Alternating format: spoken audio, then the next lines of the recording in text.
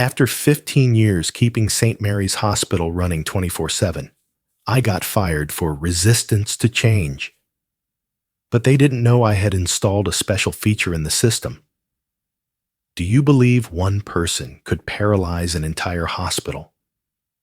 When I left, I took something with me that no one could replace.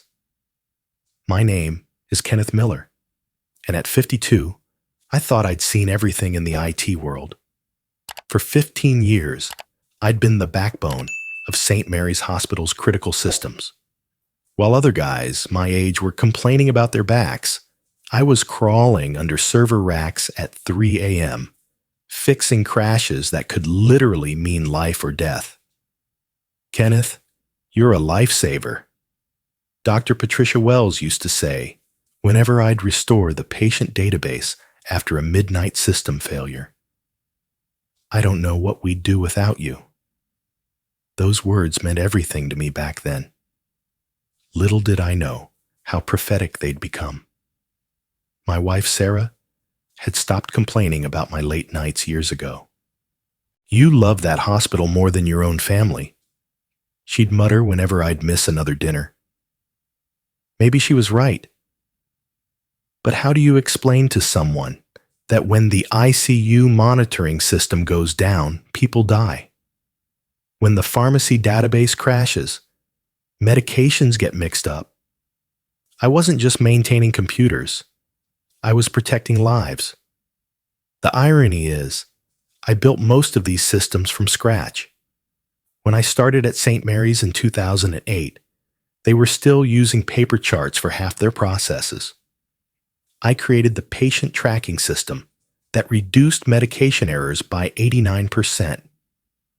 I designed the backup protocols that kept us running during Hurricane Maria, when 3 other hospitals in the county went dark.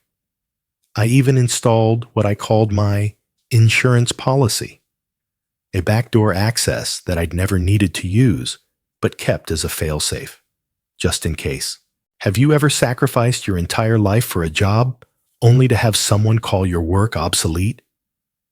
Director James Patterson used to call me the cornerstone of our operation. He'd brag to other hospital administrators about how St. Mary's had zero downtime for critical systems. Kenneth built us something bulletproof, he'd say with pride. Those were the good days, when experience was valued, when loyalty meant something. But everything changed 6 months ago, when Marcus Thompson walked through our doors. Marcus was 28, fresh out of Harvard Business School with an MBA and a head full of buzzwords. Within his first week, he was already throwing around terms like digital transformation, cloud migration, and AI integration. The guy had never worked a day in healthcare, but somehow he knew exactly what was wrong with our legacy systems. Dad, why don't you go back to school like other people? My son Tyler asked one evening, scrolling through his phone. This Marcus guy seems really smart. Maybe you should learn from him. Out of the mouths of babes, even my own kid was buying into the hype. Marcus's PowerPoint presentations were slick, I'll give him that. Colorful charts showing cost savings, efficiency improvements, and modernization opportunities. What he didn't mention was the 3 hospitals where his previous innovations had failed spectacularly. I'd done my homework, something Director Patterson apparently hadn't bothered with. The first red flag was when I got excluded from the Digital Future Planning Committee. 15 years of institutional knowledge, and suddenly I wasn't qualified to discuss the future of systems I'd built. Instead, I was relegated to maintenance duties, while Marcus designed our new infrastructure. Kenneth's methods have served us well, Director Patterson told the board, but we need fresh perspectives for the challenges ahead. The translation was clear. The old guard was being pushed out. I started noticing things. Small things. Marcus would spend hours in meetings talking about optimizing workflows, but couldn't explain how patient data encryption actually worked.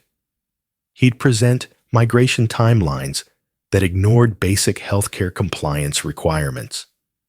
When I tried to point out these oversights, I was told I was being resistant to innovation. During one particularly painful meeting, Marcus unveiled his masterpiece, a complete migration to cloud-based systems that would eliminate redundancy and streamline operations.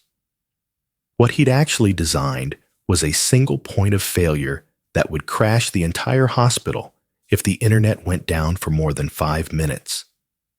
With respect, I interjected, what happens during network outages? We need local backup systems for... Kenneth, Director Patterson cut me off. This is exactly the kind of outdated thinking we need to move past.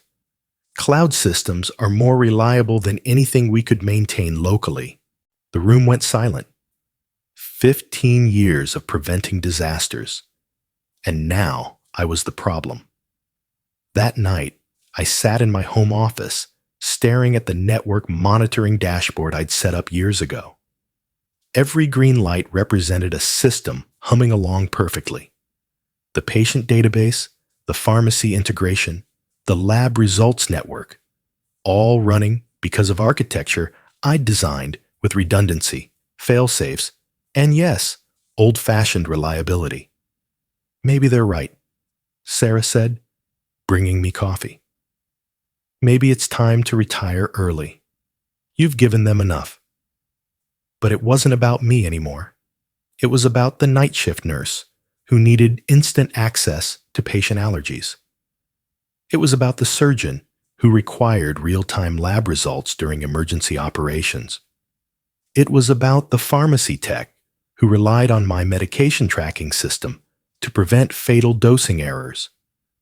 I began documenting everything. Not just how the systems worked, but why they were designed that way. Every seemingly redundant backup had a story. A power outage in 2014, a network attack in 2017, a hardware failure during the flu pandemic. Marcus saw inefficiency. I saw scars from battles fought and won. The second major red flag came when I discovered Marcus was copying our entire patient database to an unsecured cloud server for testing purposes. No encryption, no access controls, no backup verification. It was a HIPAA nightmare waiting to happen. When I brought this to Director Patterson's attention, his response floored me. Kenneth, you need to trust the process. Marcus knows what he's doing. That's when I realized the fix was in. This wasn't about improving our systems. It was about replacing the old guys with young, cheap alternatives. Experience had become a liability, and wisdom was now stubbornness, and caution was rebranded as resistance to change. I started teaching my son Tyler about backup plans. In life, buddy, you always need a plan B. People will let you down, but preparation never will. He was building a computer for school, and I showed him how to set up redundant storage. Why do you need 2 hard drives, Dad? Because when your only drive fails the night before your project is due, you'll understand the value of redundancy. If only Marcus understood that lesson. The breaking point came during a staff meeting where Marcus presented his legacy system elimination timeline. On his chart, every system I'd built was marked for retirement within 6 months. 15 years of work, reduced to a bullet point labeled technical debt. I couldn't stay silent anymore. Marcus, you're talking about removing systems that have 0 downtime for 8 years. These aren't legacy problems. They're proven solutions. Kenneth, he replied with that condescending smile, just because something worked in the past doesn't mean it's right for the future. We need to embrace disruption. Disruption? I stood up, feeling every eye in the room on me. Do you know why the patient monitoring system has 3 levels of backup? Because in 2019, when Hurricane Isabel knocked out power for 6 hours, those redundant systems kept 47 ICU patients alive. Your cloud solution would have killed them all. The room was dead silent. Director Patterson looked like he wanted to crawl under the table. Marcus, unfazed, clicked to his next slide. This is exactly the kind of fear-based thinking that prevents progress. Modern systems are more reliable than anything built with outdated methodologies. That's when I knew I was done fighting. You can't argue with someone who's never lived through a real crisis, who's never gotten a 3 a.m. call, because lives are hanging in the balance. Marcus lived in a world of theoretical best-case scenarios. I lived in a world where best-case scenarios get people killed. Over the next few weeks, I quietly began my own preparations. I documented every vulnerability in Marcus's proposed systems. I created detailed explanations of why each of my redundant safeguards existed. Most importantly, I prepared my insurance policy because I had a feeling I was going to need it. The final insult came on a Tuesday morning. Director Patterson called me into his office, and I knew before he spoke what was coming. "Kenneth, this is difficult for me," he began, not meeting my eyes. "You've been a valuable member of our team, but we're moving in a new direction." I let him finish his rehearsed speech about organizational restructuring and evolving technical needs. When he was done, I simply asked, "What's the official reason?" He shifted uncomfortably. "Resistance to change. Marcus has documented several instances where you've obstructed modernization efforts. 15 years of perfect uptime, of emergency fixes, of innovations that saved lives, reduced to a single phrase: resistance to change.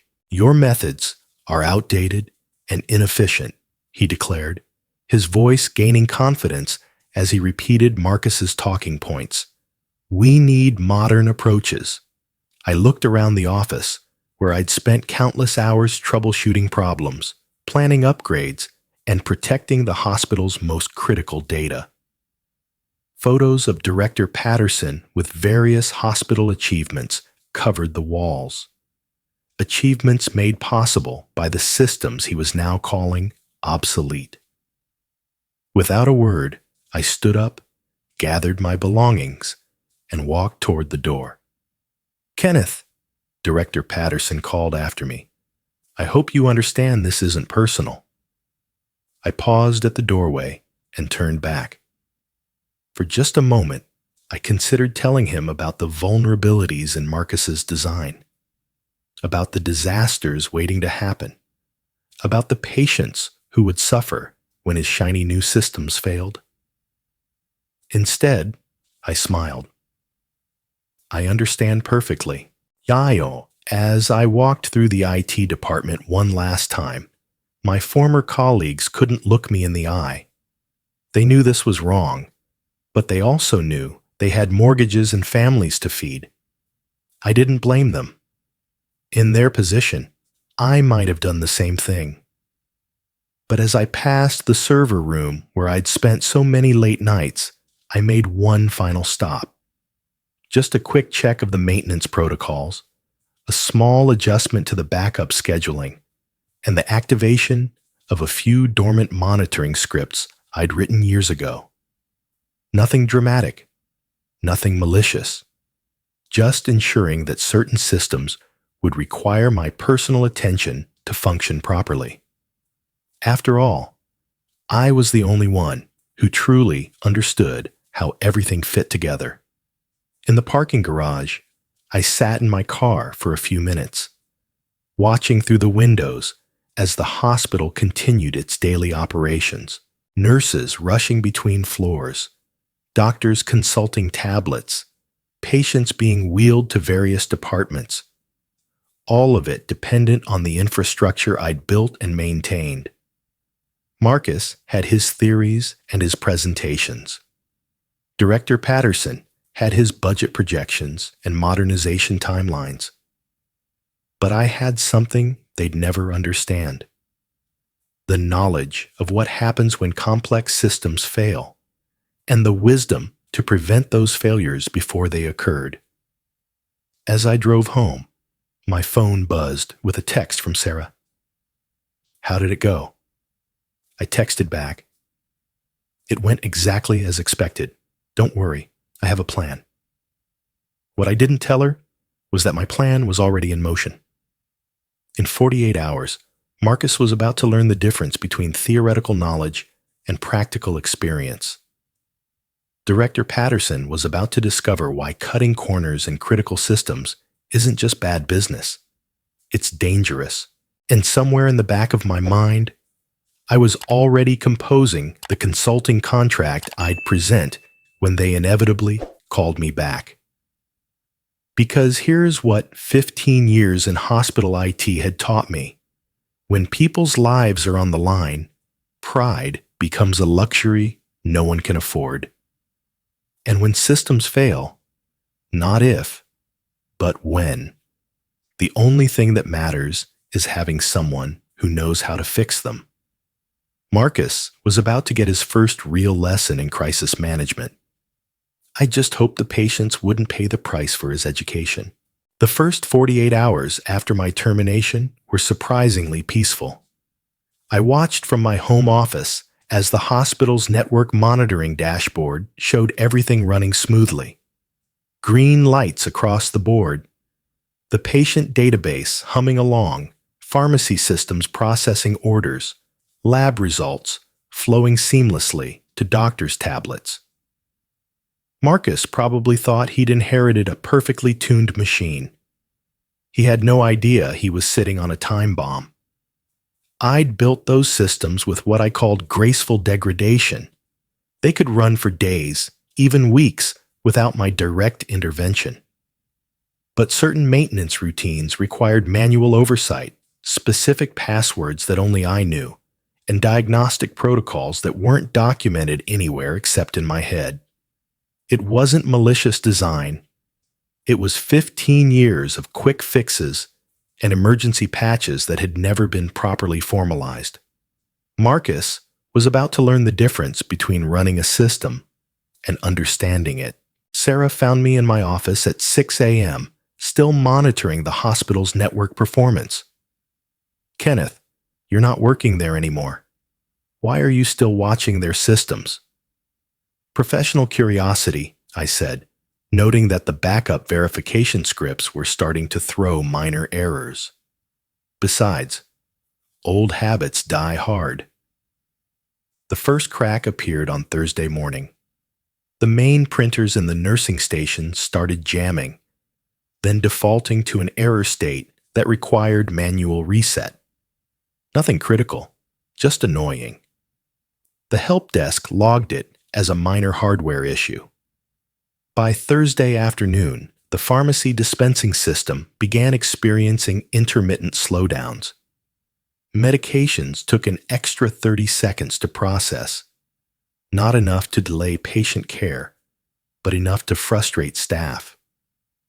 Marcus's team attributed it to network congestion and promised to investigate. Friday brought the first real problem: the backup validation system, my pride and joy that had prevented data loss for 8 straight years, failed its automated health check. The primary systems kept running, but the safety net was gone. It was like driving without a seatbelt. Everything seems fine until you need it. Marcus sent an email to all staff. Minor technical issues being resolved. No impact on patient care. Systems operating normally. I almost felt sorry for him. Almost. My phone rang at 2:17 a.m. on Saturday. Director Patterson's name flashed on the screen. "Kenneth?" His voice was strained, desperate. "I know this is awkward, but we're having some system issues." Marcus thinks it might be related to— Let me guess, I interrupted. The backup validation is down. The printer network is unstable, and pharmacy processing is running slower than usual. Silence. Then, how did you know? Lucky guess? Is Marcus there? He's been here all night trying to figure it out. Kenneth, I know we didn't part on good terms, but what exactly does Marcus think the problem is? He says it's probably a cascade failure from aging hardware. He wants to accelerate the cloud migration to fix it. I couldn't help but laugh. James, he wants to fix a stability problem by completely replacing stable systems with untested ones. Kenneth, please, can you just come in and take a look? As a consultant, we'll pay whatever you think is fair. I looked at Sarah, who was pretending to sleep, but obviously listening to every word. I'll think about it, James. But I should mention, my consulting rate is considerably higher than my old salary. Whatever it takes. I hung up and stared at the ceiling. Part of me wanted to let them suffer, to prove that experience couldn't be replaced by enthusiasm and PowerPoint presentations. But another part, the part that had spent 15 years protecting patients, knew I couldn't let this escalate. You're going to help them, aren't you? Sarah whispered. Maybe, but not yet. They need to understand the full scope of what they've lost. Saturday night, the real crisis began. The patient monitoring system, the crown jewel of my infrastructure design, started throwing critical alerts. Not failures, but warnings about component stress levels that hadn't been addressed in weeks. The system was designed to run with minimal intervention, but certain calibration routines required manual oversight. Marcus's team tried everything they could think of. They restarted servers, updated drivers, even called the original equipment manufacturer. Nothing worked because the problem wasn't technical. It was institutional knowledge that walked out the door with me. By Sunday evening, they were operating on backup monitoring systems that hadn't been tested under full load. Everything still functioned, but the margin for error was gone. One more failure could cascade into something catastrophic. Director Patterson called again at 11 p.m. Kenneth, we need you back. Emergency consulting contract, whatever terms you want. This situation is getting serious. How serious? We've had 3 near misses today. Wrong medications almost dispensed because the pharmacy verification system is running slow. A patient's allergy information didn't display properly during surgery prep. We caught everything in time, but you're operating without safety nets, I finished. James, what did Marcus say when you told him you were calling me? Another pause. He wasn't happy. He thinks we're overreacting, that these are just growing pains from transitioning to modern systems. Modern systems that aren't actually implemented yet? Kenneth, please, don't make this harder than it needs to be. I made my decision. I'll be there at 6 a.m. Monday, but I want a few things clear. Full access to all systems, no interference from Marcus while I'm diagnosing problems, and a written acknowledgement that these issues stem from inadequate knowledge transfer during my termination. Done. Whatever you need. Monday morning, I walked back into St. Mary's Hospital for the first time since my termination. The place felt different, tenser, more chaotic. Nurses were clustered around computer terminals, clearly frustrated with system delays. The IT help desk had a line of staff waiting for assistance. Marcus was waiting for me in the server room, arms crossed, clearly unhappy about my return. Kenneth, he said coolly, I want to be clear that these issues aren't related to your— Departure. We're experiencing normal challenges associated with aging infrastructure. I didn't respond immediately. Instead, I pulled up the diagnostic screens I'd been monitoring from home and pointed to a series of error logs. Marcus, this error code here, E7734SSL CERT, what does it mean? He studied the screen for a moment. Certificate validation error, probably an expired SSL certificate. Close. It's actually a custom error I coded that indicates the backup validation system is running without proper oversight. The certificate is fine.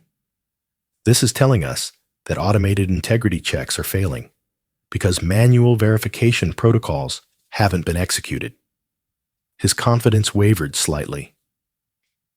Well, we can just disable that check if it's causing problems. You could, I agreed. Of course, last time someone disabled integrity checks, we lost 6 months of patient data to a storage corruption issue. But I'm sure your cloud backup would handle it better. The color drained from his face. Over the next 4 hours, I systematically addressed each failing system. Not by replacing or upgrading, but by performing the maintenance routines that had been neglected since my departure. Password rotations, integrity verifications, cache cleanups, mundane tasks that kept complex systems running smoothly. Why isn't any of this documented? Marcus asked, watching me navigate through diagnostic menus he didn't recognize. It is documented, I replied, in my head. 15 years of institutional knowledge doesn't fit neatly into a user manual. As systems stabilized, word spread through the hospital. Nurses stopped by to thank me. Dr. Wells grabbed my arm in the hallway. Kenneth, thank God you're back. These computer problems have been driving us crazy.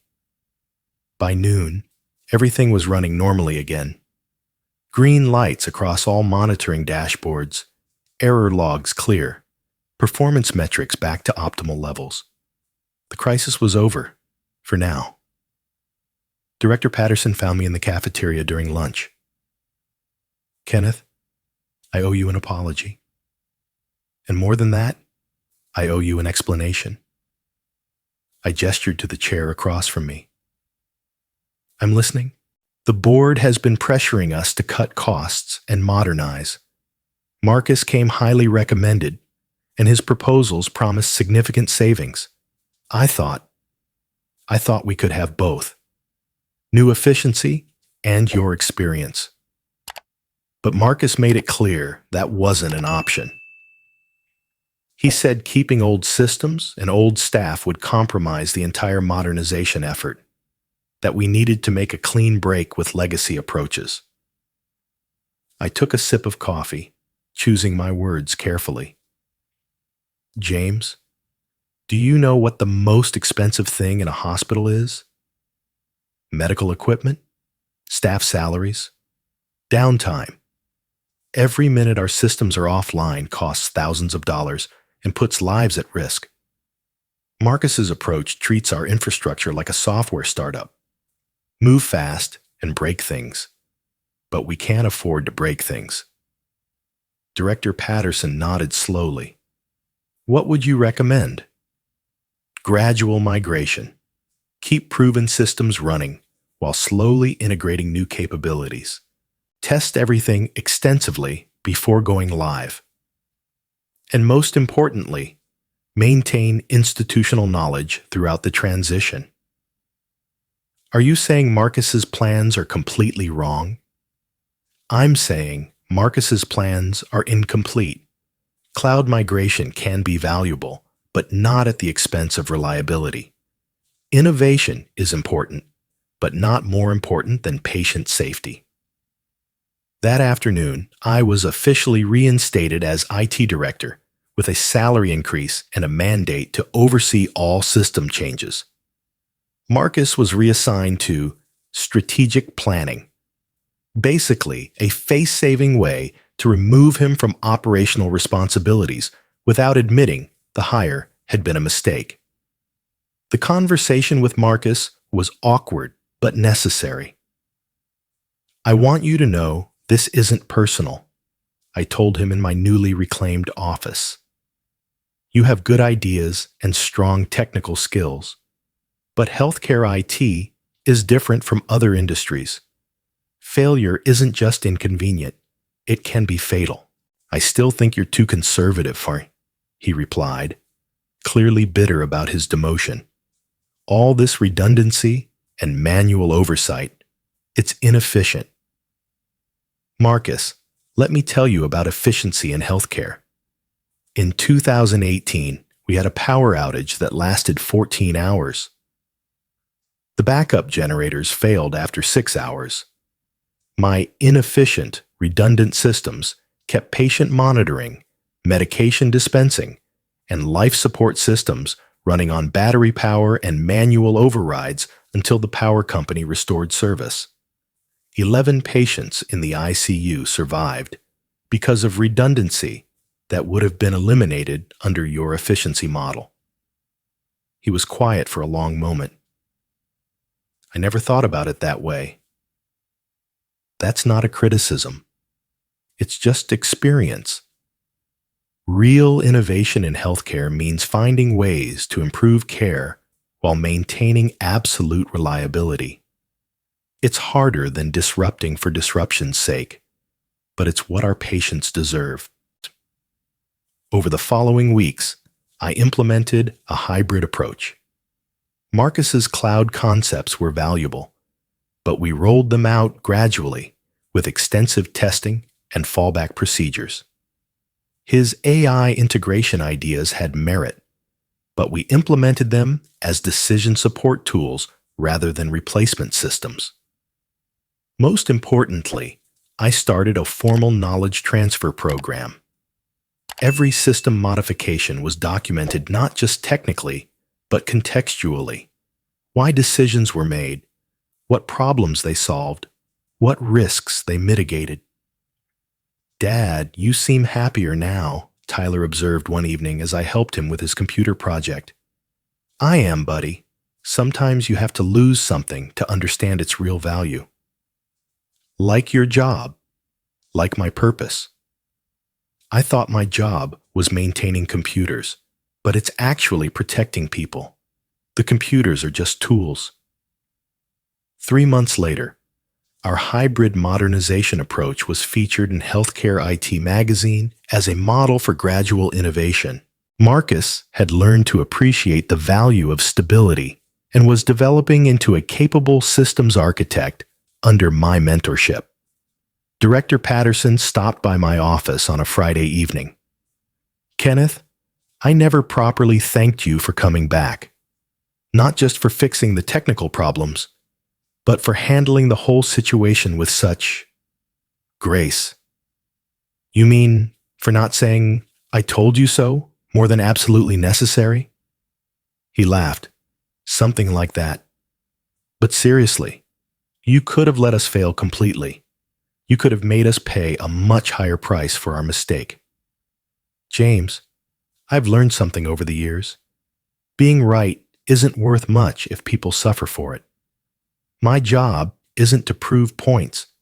It's to keep this place running, so doctors and nurses can save lives." "Well, you've certainly done that. The board wants me to ask if you'd be interested in expanding your role, maybe overseeing IT for our entire health system." I considered the offer. More responsibility, more prestige, probably more money. "Can I think about it?" "Of course. Take your time." That night, Sarah and I talked about the promotion possibility over dinner. "It would be quite an achievement," she said. "Director of IT for the entire health system." It would also mean more politics, more meetings, less hands-on work. Is that what you want? To stay hands-on? I thought about the satisfaction of solving that morning's database optimization challenge, the gratitude from nurses when I fixed their medication scanning system, the quiet pride of knowing that my work directly contributed to patient care. You know what? I think I like where I am. Close enough to the technology to make a real difference, senior enough to protect the people who depend on these systems, and experienced enough to know the difference between innovation and disruption? Exactly. The next Monday, I declined the promotion and recommended Marcus for a new position, Director of Innovation Strategy. He'd learned enough about healthcare requirements to drive meaningful change while I maintained operational stability. During his going-away lunch, he'd accepted a position as CTO at a medical device startup. Marcus pulled me aside. "Kenneth, I want to apologize for how I handled things when I first arrived. I thought experience was just resistance to progress. And now? Now I understand that experience is the foundation that makes progress possible. I'll never make the mistake of dismissing institutional knowledge again." As I watched him leave, I felt something I hadn't expected: hope. Not just for Marcus, but for the next generation of IT professionals who might learn to balance innovation with wisdom, efficiency with reliability, progress with stability. The director's face. When he realized the outdated guy was the only one who could save them, that moment taught everyone a valuable lesson about the difference between being modern and being effective. 6 months later, our hospital's IT infrastructure was recognized as both innovative and reliable. We'd successfully integrated cloud capabilities while maintaining our perfect uptime record.